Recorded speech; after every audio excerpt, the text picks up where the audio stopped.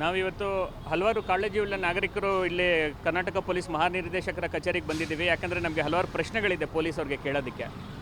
ಮೊದಲನೇದಾಗಿ ನಮ್ಮೆಲ್ಲರಿಗೂ ಗೊತ್ತಿರೋ ಹಾಗೆ 3 ವರ್ಷದ ಹಿಂದೆ ಡೆಲ್ಲಿ ಪೊಲೀಸವ್ರು ಬಂದು ಇಲ್ಲಿನ ನಿವಾಸಿಯಾದ ದಿಶಾ ರವಿ ಅವ್ರನ್ನ ಅಕ್ರಮವಾಗಿ ಬಂಧಿಸಿ ಕರ್ಕೊಂಡು ಹೋದ್ರು. ಮತ್ತು ಅದೇ ಥರ 1 ತಿಂಗಳಿಂದ ಜುಬೇರ್ ಅವ್ರಿಗೆ UP ಪೊಲೀಸವ್ರು ಬಂದು ಅವ್ರ ಮನೆಗೆ ಇಲ್ಲಿಗಲಾಗಿ ಡಿಟೈನ್ ಮಾಡೋಕ್ಕೆ ನೋಡಿದ್ರು.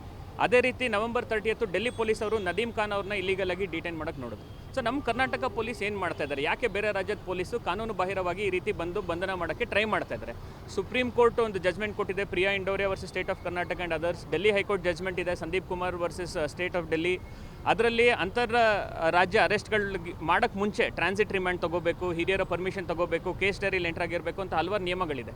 ಅಷ್ಟೆಲ್ಲ ಇದ್ರೂ ಸಹ ಅವ್ರು ಹೆಂಗೆ ಕರ್ನಾಟಕಕ್ಕೆ ಬಂದರು? ಇದು ನಮ್ಮ ಒಂದು ಒಕ್ಕೂಟ ವ್ಯವಸ್ಥೆಯ ಉಲ್ಲಂಘನೆ. It's a violation of the system of federalism. So ಅದನ್ನು ನಾವು DGP ಕೇಳಬೇಕಾಗಿದೆ. ಮತ್ತೊಂದು, ಸುಪ್ರೀಂ ಕೋರ್ಟು ಶಹೀನ್ ಅಬ್ದುಲ್ಲಾ ಪ್ರಕರಣದಲ್ಲಿ ಹೇಟ್ ಸ್ಪೀಚ್ ಬಗ್ಗೆ ಸ್ವಯಂ ಪ್ರೇರಿತ ಒಂದು FIRನ ದಾಖಲಿಸಬೇಕು ಅಂತ ಹೇಳಿದ್ರು. ಆದರೂ ಸಹ ಇಲ್ಲಿ ಹಲವಾರು ಹೇಟ್ ಸ್ಪೀಚ್ಗಳಾಗ್ತಾಯಿದ್ರು. FIRಗಳಾಗ್ತಾಯಿದೆ, ಅದರ ಸ್ವಯಂ ಪ್ರೇರಿತ ಆಗ್ತಾಯಿಲ್ಲ. ಯಾರೋ ಕಂಪ್ಲೇಂಟ್ ಮಾಡಿದ್ರೆ ಮಾತ್ರ ಆಗ್ತಾಯಿದೆ. ಮತ್ತು FIRಗಳು ಕ್ವಾಶ್ ಆಗ್ತಾಯಿದೆ, ಸ್ಟೇ ಆಗ್ತಾಯಿದೆ. ಅದ್ರ ಬಗ್ಗೆ ಪೊಲೀಸವರು ಏನು ಮಾಡ್ತಾರೆ? ಸೊ ಈ ಎಲ್ಲ ಪ್ರಶ್ನೆಗಳು ಇಟ್ಕೊಂಡು ನಾವಿವತ್ತು ಪೊಲೀಸ್ ಮಹಾನಿರ್ದೇಶಕರ ಕಚೇರಿಗೆ ಬಂದಿದ್ದೇವೆ. ವಿನಯ್ ಶ್ರೀನಿವಾಸ, ಅಡ್ವೊಕೇಟ್. ಕರ್ನಾಟಕದಲ್ಲಿ ಹಲವಾರು ಸತಿ ಮಾಧ್ಯಮದವರು, ವಿಶೇಷವಾಗಿ ಸುವರ್ಣ ಚಾನಲ್ ಮತ್ತು ಕೆಲವು ರಾಜಕಾರಣಿಗಳು ಸತತವಾಗಿ ಹೇಟ್ ಸ್ಪೀಚು, ಹೇಳಿಕೆಗಳು, ಒಂದು ಸಮುದಾಯದ ವಿರುದ್ಧವಾಗಿ ಎತ್ಕಟ್ಟ ಹೇಳಿಕೆಗಳು ಕೊಡ್ತಿದ್ದಾರೆ.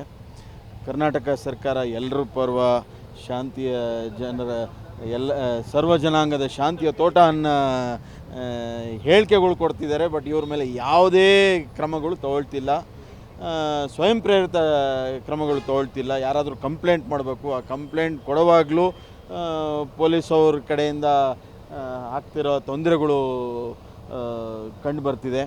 ನಮ್ಮ DGP ಮತ್ತು ಹೋಮ್ ಮಿನಿಸ್ಟ್ರಿ ಏನು ಮಾಡ್ತಿದೆ ಅಂತ ಒಂದು ಪ್ರಶ್ನೆ ಇದೆ, ದೊಡ್ಡ ಪ್ರಶ್ನೆ. ಅವರು ಉತ್ತರ ಕೊಡಬೇಕು. ನಮ್ಮ ಸರ್ಕಾರ ಅಂತಲ್ಲ, ಜನ ಒಂದು ಆಶಯ ತುಂಬಿಕೊಂಡು ಮತ ಹಾಕಿದ್ರು.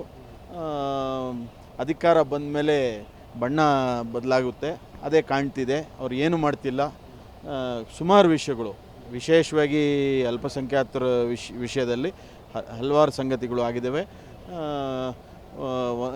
ಇಲ್ಲೇ ಕಾಟನ್ ಪೇಟಲ್ಲಿ ಸಾವಿರಾರು ಸಂಖ್ಯೆಯಲ್ಲಿ ಜನ ಸೇರ್ತಾರೆ. ಒಬ್ಬ MP ಸೇರಿಸ್ತೇನೆ. ಅದೇ ಸಂದರ್ಭದಲ್ಲಿ ಬೆಂಗಳೂರು ಕಮಿಷನರ್ ಒಂದು ಹೇಳಿಕೆ ಕೊಡ್ಬೋದಾಗಿತ್ತು, ಒಂದು ಸ್ಪಷ್ಟೀಕರಣ ಕೊಡ್ಬೋದಾಗಿತ್ತು. ಅಂಥದ್ದು ನಡೆದಿಲ್ಲ. ಸೊ ಹೇಳ್ಕೊಂಡು ಹೋದರೆ ಅನೇಕ ಘಟನೆಗಳು ಆಗಿದ್ದಾವೆ. ಇದು ಯಾವಾಗ ನಿಲ್ಲೋದು ಗೊತ್ತಿಲ್ಲ. ಮತ್ತು ಒಂದು ದಿಟ್ಟ ಕ್ರಮ ಸರ್ಕಾರ ತಗೋಬೇಕು ಅಂತ ನಾವು ಆಶಿಸ್ತೀವಿ. So we've all gathered here today to inform about our dissent against the government and against the government using UP police and Delhi police to come into Bangalore and harass the voices of dissent over here.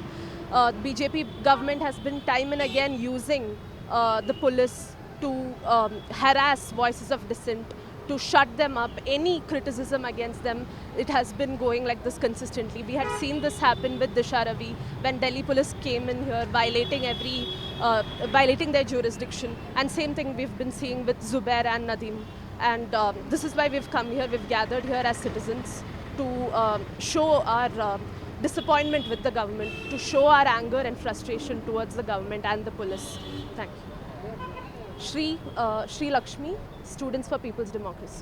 ನಮ್ಮ ಕಾರ್ಯಕ್ರಮಗಳನ್ನು ನೀವು ನೋಡ್ತಾ ಇದ್ರೆ ನಮ್ಮ channel ಅನ್ನ subscribe ಮಾಡಿ, ಪಕ್ಕದ bell icon ಒತ್ತಿ ನಮ್ಮನ್ನ ಬೆಂಬಲಿಸಿ. ಹಾಗೆ ನಮ್ಮ ಕಾರ್ಯಕ್ರಮಗಳನ್ನ ಲೈಕ್ ಮಾಡಿ, ಕಮೆಂಟ್ ಮಾಡಿ, ಅದನ್ನ ಬೇರೆಯವರಿಗೂ ವಾಟ್ಸ್ಆಪ್ ಮೂಲಕ ಶೇರ್ ಮಾಡಿ. ನೀವು ಹೀಗೆ ಮಾಡಿದಾಗ ನಮ್ಮ ಚಾನೆಲ್ ಇನ್ನಷ್ಟು ಮತ್ತಷ್ಟು ಜನರಿಗೆ ತಲುಪಲು ನೀವು ನಮ್ಮೊಂದಿಗೆ ಸಹಕರಿಸಿದ ಹಾಗಾಗುತ್ತೆ. ಇದು ನೀವು ಯಾವುದೇ ಖರ್ಚಿಲ್ಲದೆ ಕೆಲವೇ ಸೆಕೆಂಡುಗಳಲ್ಲಿ ನೀಡಬಹುದಾದ ಸಹಕಾರ. ಧನ್ಯವಾದಗಳು.